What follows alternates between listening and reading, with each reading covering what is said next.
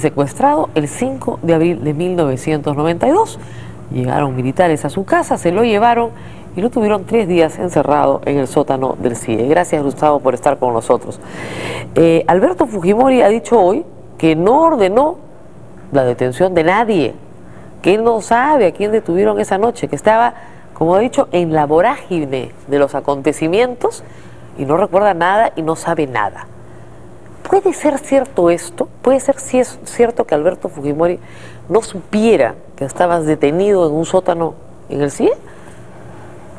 No solamente estaba detenido en un sótano del CIE, estaba vecino a Fujimori, porque recuerda de que en esa época Fujimori vivía en el CIE, precisamente en esa área, pernoctaba ahí. Y tanto así que unos meses después, cuando secuestraron a Samuel Dyer, al empresario ahora pesquero Samuel Dyer, en algún momento, cuando a Dyer lo mueven de un lado al otro del CIE, él ve a Fujimori a unos pocos metros de donde está él y pues le grita angustiadamente, llamándolo. El otro llega a voltear, lo mira, no le contesta y se va. Yo no llegué a ver personalmente a Fujimori, pero recuerda cómo eran las cosas, cómo estaban planteadas. Era un golpe de Estado en proceso. Fujimori, Montesinos y Hermosa muy poco antes habían convocado a los jefes militares de región y también habían convocado luego a los ministros. Así es. Esto había sido una cosa que se había planificado, conspirado en un petit comité. Entonces, en ese momento el Pentagonito y el CIE era el centro de comando y control, donde estaban Fujimori, Montesinos y Hermosa, llevando a cabo de nuevo el comando y el control de todas las operaciones del golpe. Entonces, parte de esas operaciones habían sido las tareas de arrestar, en algunos casos secuestrar en la mayor parte a aquellos que podían oponerse a eso, de tal manera que no existía posibilidad alguna de que no supiera lo que estaba sucediendo. Y hay una cosa más. Algunos años después yo entrevisté al general Hermosa en San Jorge y ahí le pregunté por qué razón había firmado la orden de captura mía, donde se especificaba que se utilizara la fuerza. ¿Y tú viste esa orden de captura? Eventualmente la llegué a ver. Entonces él se justificó diciéndome que Fujimori no había querido firmarla, que le había pedido que la firme él y que lo mismo había sucedido con Montesinos. De tal manera que, pues no, en este caso no es olvido, es mentira. Esa noche te secuestraron y te robaron tu computadora. ¿Alguien dio alguna explicación de por qué tú eras un objetivo, digamos, para este secuestro? ¿Por qué el periodista Gustavo Gorriti, que en ese momento tenía la mejor investigación y más completa sobre el Sendero Luminoso en el Perú, y que sigue siendo una magnífica investigación, dicho sea de paso, ¿por qué eras un objetivo para estos militares? Y para Fujimori y para Montesinos. Lo más importante que había hecho hasta entonces quizá la única investigación de fondo sobre el emiro Montesinos. La había empezado el año 83 y la había continuado durante todo este tiempo. Yo ya no lo hice en Caretas. Cuando Fujimori llega al poder, yo ya no trabajaba en Caretas, pero para los efectos concretos de tratar de investigar cuál era la posición de Montesinos, colaboré muy estrechamente con la revista en ese tiempo e hicimos constantemente, se escribió en artículos y en cada conferencia de prensa de la Asociación de Prensa Extranjera, yo me paraba y le preguntaba a Fujimori cuál era el papel de Montesinos en su gobierno, y él invariablemente mentía. Entonces, y a la vez yo escribí, busqué de sacar toda una serie de cosas que recordaran el papel que había tenido Montesinos, primero en la venta de secretos militares en la época del gobierno militar de Velasco Alvarado, en los años 70, luego como estratega de organizaciones de narcotráfico, estratega legal y estratega en general, y luego en el encubrimiento de masacres como la de Callara, cuando fue asesor del fiscal de Negri. ¿Puede ser que fuera una venganza de Montesinos? Pero claro que lo fue, claro que lo fue. Es más, antes del golpe, yo recibí de parte de diversas fuentes advertencias de que se venía un ataque. Algunas de fuentes castrenses, militares, policiales, que yo había cultivado durante años, muy creíbles, y la más importante de todas, de una fuente importante de la Embajada de Estados Unidos. que me dijo en inglés: Montesinos is after you, you know, Montesinos está tras tuyo y va a buscar de caerte.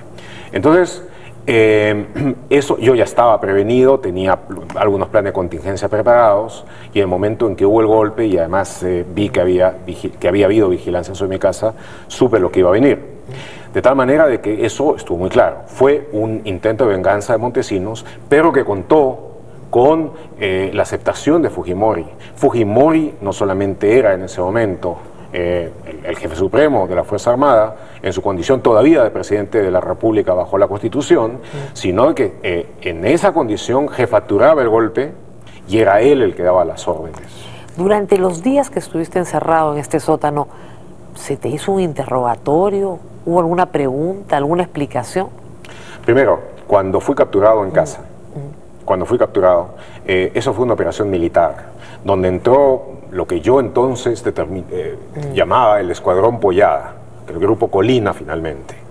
Entraron en la segunda oleada, primero entraron unas pocas personas, la segunda oleada eran de alrededor de una docena de personas con estas metralletas HK, Heckler & Koch, cortas, de que eran las que utilizaban los grupos de asesinato entonces. La primera versión que se dio apenas entraron es de que era gente de seguridad del Estado. Fue muy obvio para mí, que llevaba años de cubrir a los militares, a la fuerza de seguridad, de que eso era un engaño, de que no lo era. Y así fue en efecto. Presentándose como seguridad del Estado y diciendo que me iban a llevar a seguridad del Estado, luego de haber rodeado varias manzanas con tropa, pero los que entraron, todos de civil solamente, aunque con armas de guerra, me llevaron al Pentagonito, al CIE. ¿Tú pudiste descubrir posteriormente si estos pertenecían al Grupo Colina? En el grupo que entró... ¿Tenían la cara tapada? No tenían. Ninguno tuvo la cara tapada. Ninguno tuvo la cara tapada. Y a mí tampoco se me intentó tapar la cara. Lo único que no se permitió a los centinelas que estaban a la entrada del CIE que me vieran entrar. Lo que fue, digamos, harto preocupante. Harto aterrador, porque quien no lo veían entrar ya no salía. Muy poca gente había salido viva hasta ese momento. De tal manera que yo, en el momento en que entré, pues pude suponer lo peor, excepto que los planes de contingencia que se habían puesto en marcha funcionaran como en efecto, por fortuna, funcionaron. Claro, que era pedir ayuda internacional, ¿no? Que era saber exactamente cómo hacerlo, en qué momento. Y ahí la intervención del gobierno de España, yo era corresponsal del país, fue decisiva. Otra intervención muy importante fue la del gobierno de Estados Unidos, a través de Bernard Aronson. Y finalmente, la otra sumamente importante fue la reacción inmediata, masiva, de las organizaciones de derechos humanos y defensa del periodismo. No estaban acostumbrados a ese nivel de reacción, a esa rapidez, a esa masividad abrumadora que hubo. Y entonces tuvieron que retroceder. Entiendo, porque yo no estuve 3 días, estuve ahí algo más de 24 horas. Y cuando fue una protesta abrumadora, se vieron obligados a trasladarme a seguridad del Estado. Claro, lo que pasa es que tú has estado, digamos, la noche del 5, todo el 6, sí, y en la madrugada del 7 te han soltado. Me soltaron casi al mediodía del 7. Exactamente, o sea. Casi al mediodía del 7 me soltaron, pero ya habiendo pasado desde la madrugada a seguridad del Estado. En la mañana, cuando ya estaba en seguridad del Estado, ya sabía que iba a vivir, ya sabía que había salvado la vida, estaba con otros periodistas presos que habían capturado el día anterior.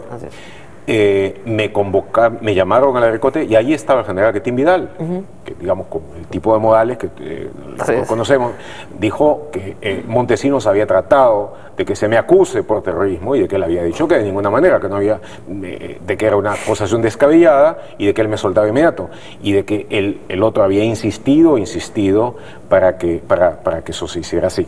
Acusación por terrorismo. ¿Y durante las 24 horas que estuviste en el CIE se te interrogó? ¿Se te explicó? Lo único, llegó gente para pedirme la clave de acceso a mi computadora. Cuando yo me negué a darla, indicaron de que había otros métodos, en fin. Nunca pasó algo más. ¿Otros métodos para obtener la clave o otros métodos para obtener tu... Para obtener la clave. No para torturarte.